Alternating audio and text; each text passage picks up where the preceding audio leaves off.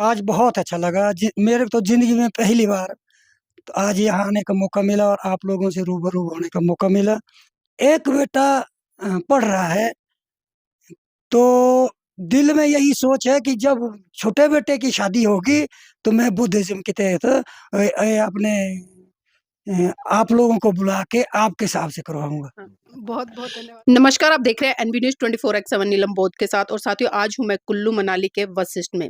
जी हाँ, आप लगातार देख रहे हैं कि जिस तरह से हिमाचल प्रदेश को देवभूमि कहा जाता है, लेकिन उस देवभूमि में आजकल मैं देख रही हूँ कि जो बुद्ध भूमि का एक प्रचार-प्रसार है, वो बहुत बड़े स्तर पर हो रहा है और पिछले 2-3 दिनों में यहाँ पर कई बड़े-बड़े कार्यक्रम हुए हैं और उसी कड़ी में आज जो बहुजन समाज पार्टी के हिमाचल प्रदेश के महासचिव हैं शेषराम जी, उनके घर पर आज जो उनकी जीवन संगिनी है माया जी, पिछले दिनों उनका देहांत हो गया था, तो आज उन्हीं के लिए यहाँ पर परित्राण पाठ किया गया था, जो कि धम्पत संघ के माध्यम से आदरणीय एडवोकेट जय भीम प्रकाश जी ने किया और यहाँ पर तमाम महिलाएं उस कार्यक्रम में उपस्थित हुई और भी लोग यहाँ पर आए। तो आज मैं इन्हीं महिलाओं से जुड़ने का प्रयास करूंगी और जानने का प्रयास करूंगी कि जो हिमाचल है, हिमाचल में किस तरह से ये लोग काम कर रहे हैं और किस तरह से जो कठिनाइयां हैं इनके जीवन में वो आ रही हैं कामों को करते हुए। मैडम नाम क्या है?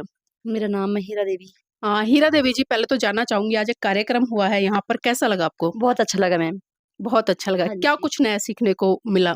यहाँ सर से मेरे को बहुत कुछ सीखने को मिला। जैसे हम बोलते थे जय भीम और सर ने बोला कि भई जय भीम के साथ नमः बुद्धाय भी बोलना है। ये भी मुझे बहुत अच्छा लगा और जो अभी तक सर सिखा रहे थे, तो वो भी हमें बहुत अच्छी बातें लगी।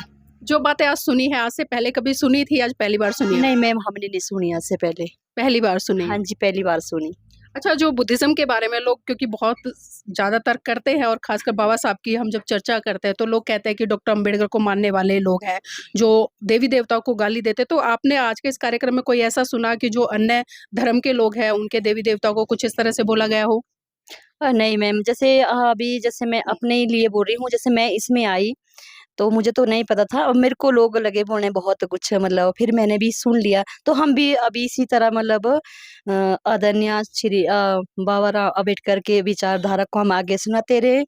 तो फिर मेरे को तो कई बार बहुत कुछ भी बोला, फिर मैं भी फिर भी सहती रही, मतलब कोई बात नहीं। जो भी जैसे श्री आदरणीय काशीराम जी ने बोला है कि भई जो हमने अपना ग्रुप किस तरह बनाना है, तो हमने किस तरह अपने परिवार को बनाना है, तो उसी तरह हम अपने परिवार को आगे-आगे बढ़ा रहे। जो यहाँ जो आदरणीय बाबा जी अम्बेडकर का जो समाचार है, विचारधारा है, उनको हम सब भाई-बहनों को मतलब सुना रहे हैं।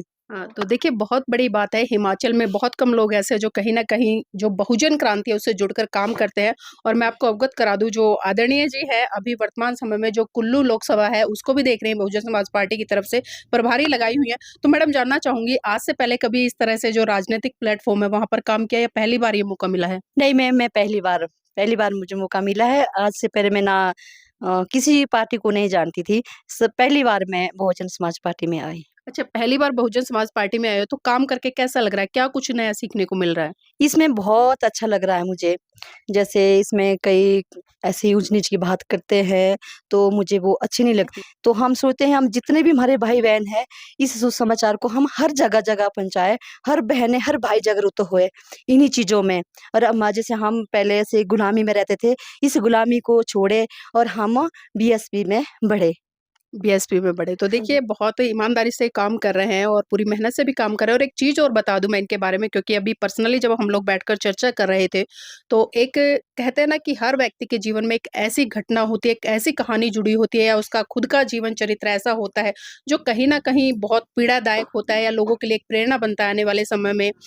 मात्र 18 साल की उम्र में इनके जो जीवन साथी हैं वो एक्सपायर हो गए थे। उस समय इनके 3 बच्चे थे। आप समझिए 18 साल की उम्र जहाँ खुद एक जो अवस्था होती है 18 साल की वहाँ पर खुद एक बच्चा, बच्चा ही होता है लेकिन उस बच्चे के भी 3 बच्चे हो जाए और उस समय जो जीवन साथी वो चला जाए और जो समाज में तमाम तरह की जो कुरीतियाँ हैं वो पनपती है, तरह-तरह के लांछन भी लगाए जाते हैं लेकिन उन तमाम लांछनों से, उन तमाम परिस्थितियों से बाहर निकल कर इन्होंने अपने 3-3 बच्चों को पाला है और बहुत संघर्ष किया है, अपने दम पर बच्चों को पढ़ाया, लिखाया और आज एक अच्छे मुकाम पर बच्चे हैं।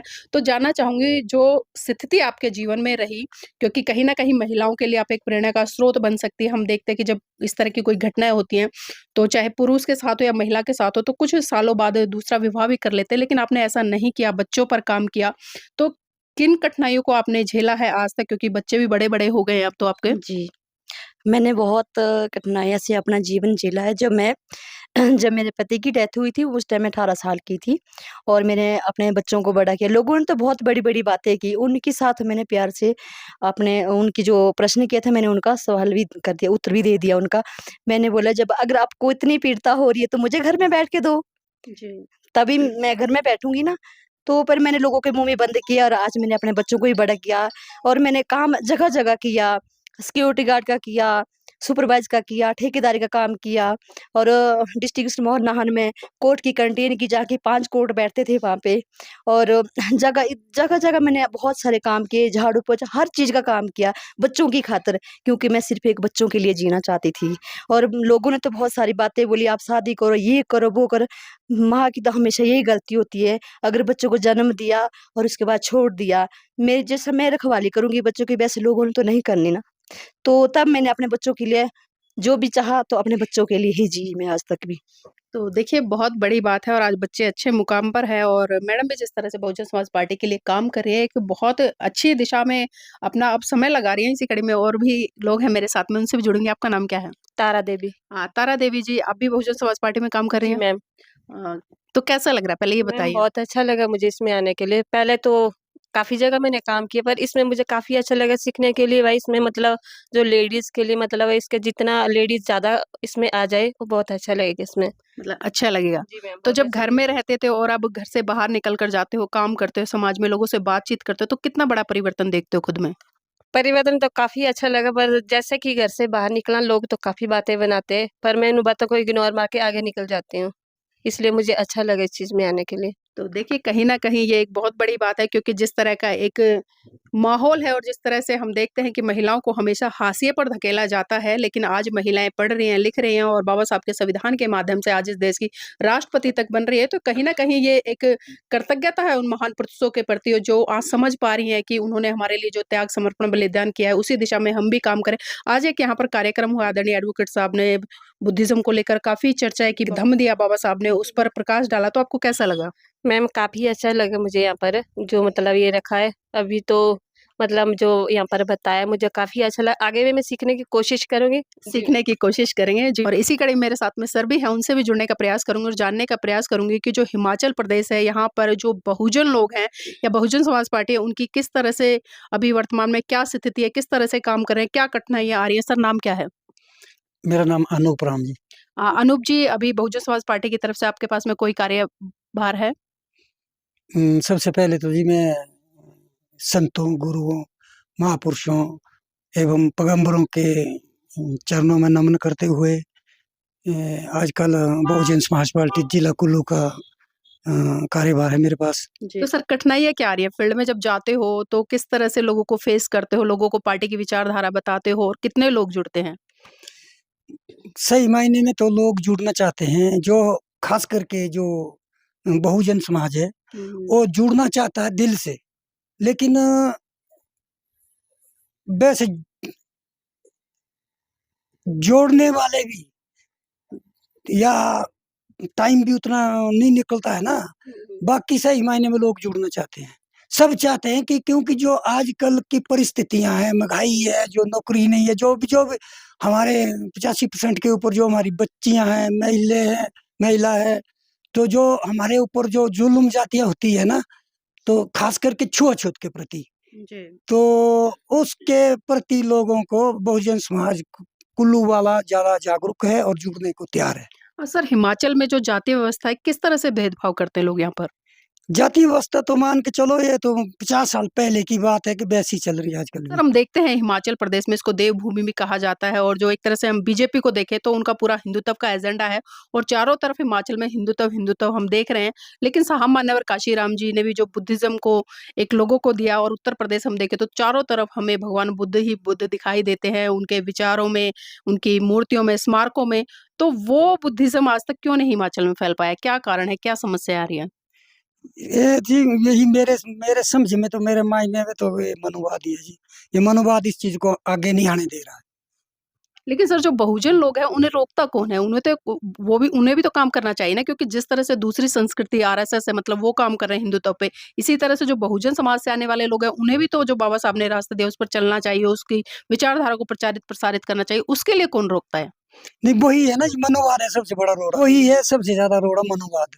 लेकिन अब धीरे धीरे हमारे लोग जहाँ भी हम जा रहे हैं अपने समाज से जुड़ रहे हैं, बाबा साहब की विचारधारा को लेकर, और बहन मायावती के बीएसपी की राष्ट्रीय स्तर की पार्टी है, एक ही पार्टी हमारी, तो इसलिए ये अगर विचारधारा, जैसे बहन जी ने 4 बार यूपी में राज किया, तो उसको लेके जा रहे हैं और बड़े अच्छे रिजल्ट मिल रहे हैं। तो देखिए कहीं न कहीं उत्तर प्रदेश में जो 4-4 बार सरकार आई है, उसका भी प्रभाव देखने को मिला है और लोगों में एक वही आस है कि जिस तरह से सरकार आई, अगर इस तरह से हिमाचल प्रदेश या अन्य राज्यों में आती है, तो उसी तरह से विकास होगा। और ये लोग तो लगातार बेचारे प्रयास कर ही रहे हैं अपने एफर्ट्स में, क्योंकि हिमाचल को हम सभी जानते हैं, एक घर इस पहाड़ पर है, तो दूसरा घर उस पहाड़ पर है। तो कितनी कठिनाई आती है जब लोगों से भी जनसंपर्क स्थापित करते हैं, लेकिन उसके बावजूद भी ये लोग डटे हुए हैं, चाहे भले कम है, लेकिन हौसले बहुत मजबूत हैं। सर जाते-जाते एक आखिरी सवाल और लेना चाहूँगी। आज यहाँ पर एक कार्यक्रम हुआ है, आदरणीय जो माया जी थी, वो हमारे बीच में नहीं रही हैं। आज धम्म संघ के माध्यम से उनका परित्राण पाठ यहाँ पर किया गया है। तो इस तरह के कार्यक्रम देख के मन में क्या विचार आया? कुछ नया सुना? कैसा लगा? थोड़ा-सा इस पर प्रकाश डालें।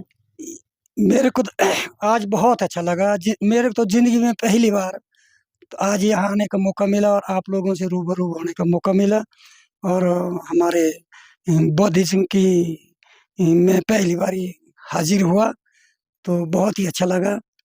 और जब मैं 2003 में 23-24 अगस्त 2003 में अखिल भारतीय कार्यकर्ता सम्मेलन लखनऊ में था, अम्बेडकर मैदान में, जी। वहाँ गया था। वहाँ बहन जी भी अपने उस हवाई जहाज से आई थी और मान्यवर साहब भी अपने हवाई जहाज से आए थे। जब उन्होंने अपने विचार बोले थे, तो मेरे को तो बहुत ही अच्छा लगा। मेरी दिल की बात है कि अभी मेरे पास 1 बेटी 2 बेटे हैं। एक बेटी एक बेटे की शादी हुई है, एक बेटा पढ़ रहा है। तो दिल में यही सोच है कि जब छोटे बेटे की शादी होगी, तो मैं बुद्धिज़्म के तहत अपने आप लोगों को बुला के आपके हिसाब से करवाऊँगा। हाँ, बहुत-बहुत धन्यवाद सर। ये बात मैं आपको कहने वाली थी कि जिस दिन आप अपने बेटे की शादी बुद्धिज़्म से करेंगे, तो बिना बुलाए मैं ज़रूर आऊँगी यहाँ पर। मेरा छोटा बेटा साइंटिस्ट की पढ़ाई कर रहा है, तो जिस दिन पढ़ाई पूरी हो जाएगी, तो मैं ज़रूर, अब आपके नंबर मेरे पास है, अब हम टच में रहेंगे। तो अगला कार्यक्रम जो भी मेरे घर का फंक्शन होगा, तो वो आपके हाथों द्वारा होगा और बुद्धिज़्म के उससे होगा। जी, बहुत-बहुत धन्यवाद सर और बहुत-बहुत साधुवाद, बहुत-बहुत मंगल कामनाएँ आप लोगों को। तो मैं यही उम्मीद करूँगी आप सबसे, क्योंकि जिस तरह से हमारे महान पुरुषों ने त्याग, समर्पण, बलिदान किया और जिस विचारधारा को जन-जन तक पहुँचाकर, संघर्ष कर कर हम लोगों तक पहुँचाया, आज ये हमारी नैतिक ड्यूटी बनती है कि उस विचारधारा को हम लोग भी जन-जन तक पहुँचाएँ, ताकि जो हमारे आने वाली पीढ़ी है, कम से कम वो तो गुलाम ना हो, हम अपने जीते जी कुछ ऐसा कर जाएँ, ताकि जो हमारी पीढ़ी है, उसके लिए आज़ादी के द्वार खुल जाए। तो साथियों, मैं चाहूँगी आप इस वीडियो को लाइक करें, शेयर करें और इस वीडियो पर अपनी प्रतिक्रिया ज़रूर दीजिएगा कमेंट करके कि जो आज मैंने चर्चा की है इन तमाम लोगों से आपको कैसी लगी और क्या सोचते हैं, और इस तरह की जो क्रांति है क्या पूरे भारत देश में होनी चाहिए? क्या फिर से पूरा भारत बौद्ध में होना चाहिए? क्या फिर से सम्राट अशोक का या भगवान बुद्ध का वो बौद्ध में भारत होना चाहिए जिसकी संकल्पना परम पूज्य बाबा साहब करते थे? तो साथियों, वीडियो को लाइक करना ना भूलें।